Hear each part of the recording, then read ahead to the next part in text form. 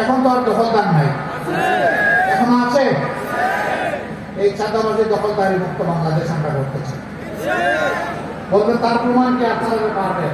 তার প্রমাণ হচ্ছে আমাদের কর্মীরা চাঁদাবাজিও করে না, দখলবাজিও করে। আমরা সেই দল যাদের শীর্ষ 11 জন নেতাকে খুন করা হয়েছে বিচারের নামে প্রহসন করে। কাউকে দেওয়া হয়েছে ফাঁসি, আর কাউকে জেলের ভিতরে মৃত্যুর কোলে ফেলে দেওয়া হয়েছে। সর্বশেষ আমাদের থেকে বিদায় নিয়েছেন কোরআনের পাখি আল্লামা দিলওয়ার হোসেন সাঈদী। শহীদ মওলানা মতিউর রহমান নিজামীর সহকর্মীদেরকে এভাবে নির্মমভাবে হত্যা করা হয়েছে। মিথ্যা মামলায় সাজানো, আদালতে পাতানো সাক্ষী দিয়ে।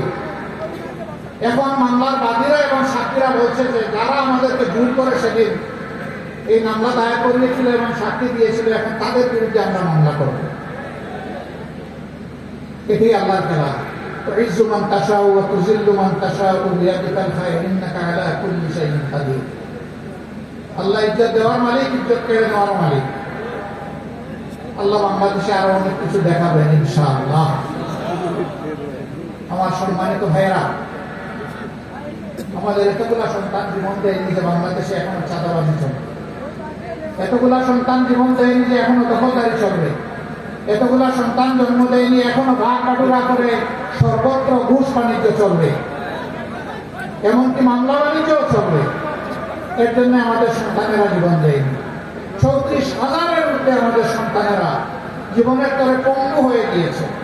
500-র উপরে দুটি চোখ হারিয়ে অন্ধ হয়ে গিয়েছে। এ বিশ্বের সৌন্দর্য আর তারা কখনো দেখবে না। মায়ের মুখটাও তারা দেখতে পারবে না, স্ত্রীর মুখ দেখতে পারবে না, সন্তানের মুখ দেখতে পারবে না। তাদের চোখের আলো নিভে গেছে। 750-র মতো এক চোখ হারিয়ে আরেক চোখের ঝুঁকিতে আছে। কয়েকশো সন্তান আমাদের প্যারালাইজ হয়ে হাসপাতালের বেডে পড়ে আছে, যাদেরকে মেরুদণ্ডে গুলি করা হয়েছে। কয়েক হাজার হয় হাত হারিয়েছে, না হয় পা হারিয়েছে।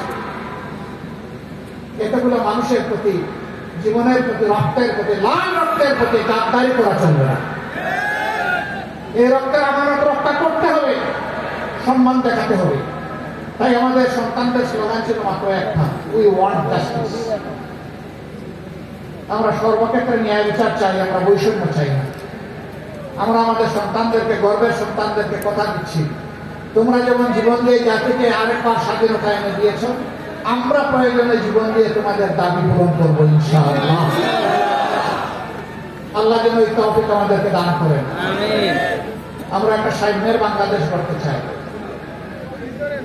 আমরা এই দেশে আর কোন মাইনরিটি মেজরিটি এই কথা শুনতে চাই না।